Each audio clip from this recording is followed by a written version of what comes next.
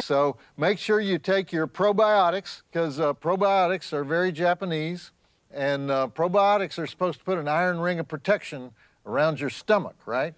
That's another thing we don't understand, actually. You know, is probiotic even a real word, or did somebody just make that up just to be a smartass?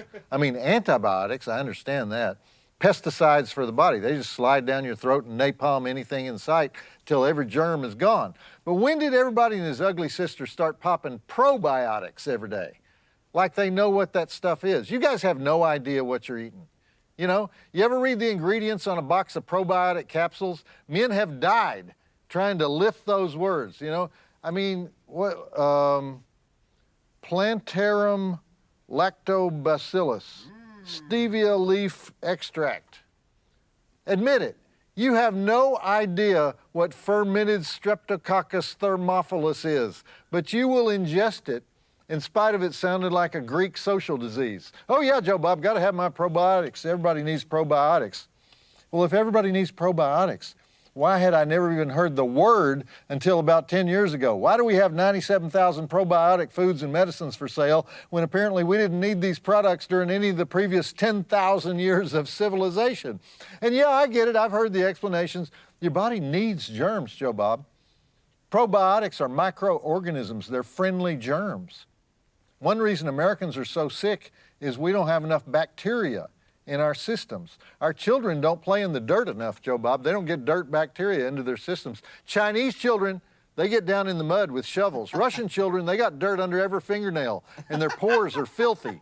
That's why we're falling behind in the world. Our children are too clean, and yet you want me to think you are not insane. If you go to the internet and search under, how did this probiotic thing get started? Just type in those words. How did this probiotic thing get started? You get the name Elie Mechnikov.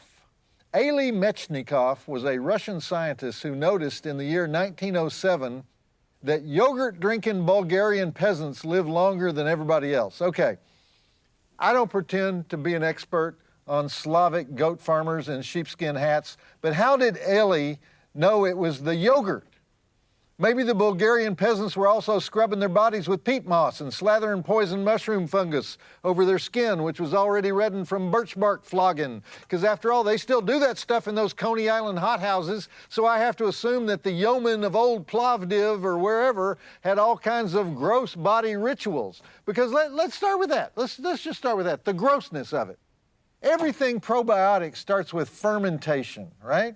And what is fermentation? You put leftovers in a jar, you leave the jar in a ditch, then you check it once a week to see how much acid, gas, foam, slime, and green outer space bubbles have formed on the surface of it, and then you drink it.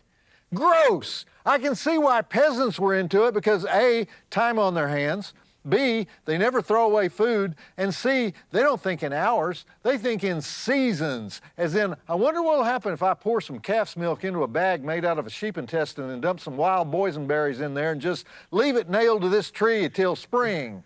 You know, okay, so fast forward 100 years, we got bodybuilders in Miami Beach sampling probiotic dairy concoctions to try to get that perfect mix of little micro monsters that live inside your large intestine and eat stuff. You know, they say, I've got kombucha with 300 million living organisms inside it, Joe Bob, and I down 3 of those before every workout. That's almost 1 billion active cultures invading my gut. And then some guy disagrees with me. Yeah, but all that stuff is lactobacillus. I've got pure bifidobacterium in a 60-gram power bar that stays active past the stomach acid all the way to the scrotum. I mean, people are actually having these conversations. I really think someday very soon we're going to discover a professional bicycle racer split in half on the side of the road, and his purple spandex body stocking will be littered with intestinal organs that have exploded due to some probiotic power drink imported from Norway. And his fellow racers from Team Quadriceps in Salem, Oregon are going to gather around their disemboweled comrade and say, he shouldn't have taken that last probiotic sparkling fermented water kefir culture drink out of the fridge.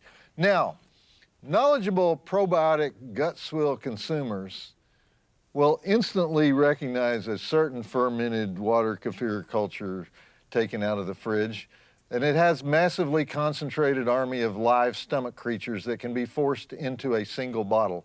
You may have noticed I've been agitating this bottle of fermented water kefir culture, whose name we cannot mention, as I talk, because the following is a true story. I was staying at a friend's house. Just before I left for my journey, I opened the door of his refrigerator and I see what I mistakenly believed to be some kind of morning fruit juice. So I screw off the plastic cap, I guzzle a third of the bottle, and I'm a little perplexed by the fizzy, eye-popping buzz that filters down through my sinuses and makes it impossible to take a second drink. So I replace the cap and stick it in the outside pocket of my backpack. 4 hours later, climbing out of a taxi at the Drake Hotel in Chicago, the glass bottle with the fizzy stuff inside explodes, shatters into 1,000 pieces, frightens the Bell staff and quite a few pedestrians, and leaves so much glass on the street that even the doorman says that's one I've never seen before.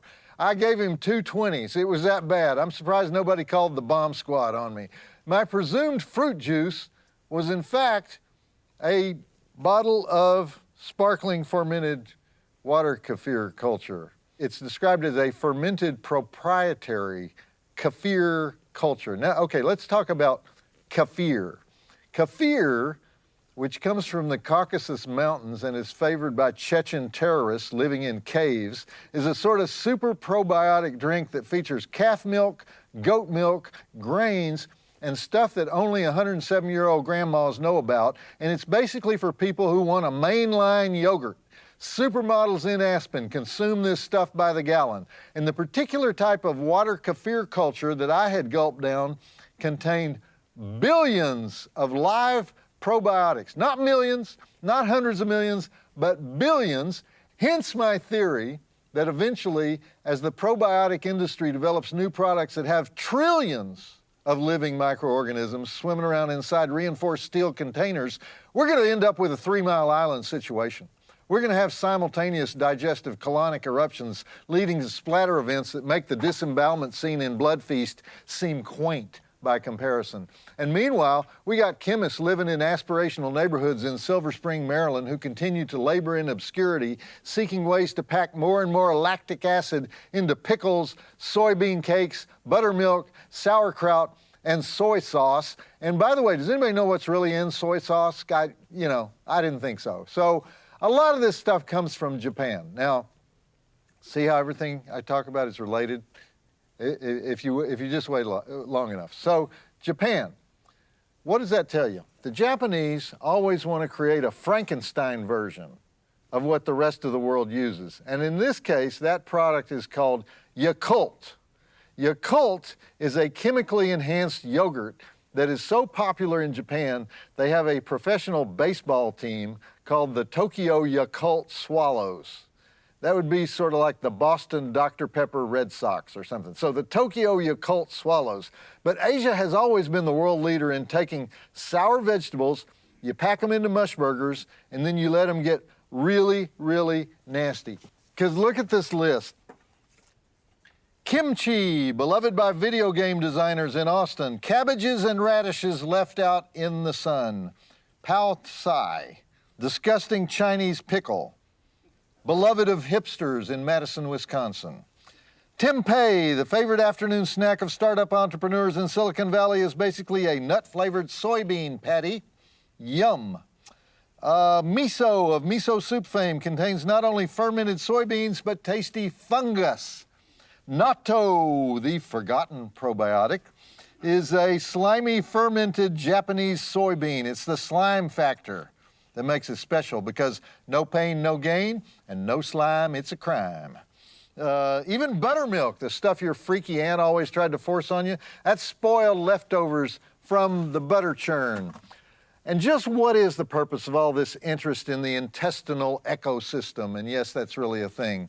To remain eternally youthful, because it's the large bowel that causes aging in the form of inflammatory bowel disease, irritable bowel syndrome, excessive diarrhea, bacterial vaginosis, yuck and double yuck on that one, and all the disgusting things that Jamie Lee Curtis implies might be happening to your tummy in the Activia commercials. There are 1,000 types of microorganisms in your lower abdomen, and those are called the gut flora. Now, I'm not sure why they chose that term. It summons up images of an Amazon rainforest clogging up your intestines, but various companies are now claiming that taking care of your gut flora will result in cures for allergies, mental health conditions, eczema, immune disorders, and the holy grail of all American health fads, obesity. Of course, as you might imagine, all probiotic roads lead to California, where a mere $60 a month will bring you a vibrant, florid stomach watched over by Dr. Edison DeMello of Akasha Naturals. Ask for the Activated You line of mind, body, and spirit products.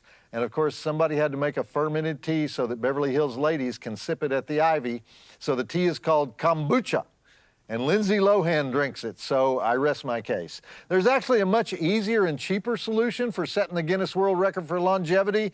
Move to Eastern Europe and buy a goat, okay? After all, if the ultimate goal is to copy the lifestyle choices of the Bulgarian peasant, let's go ahead and start screwing with the real estate prices in Sofia, all right?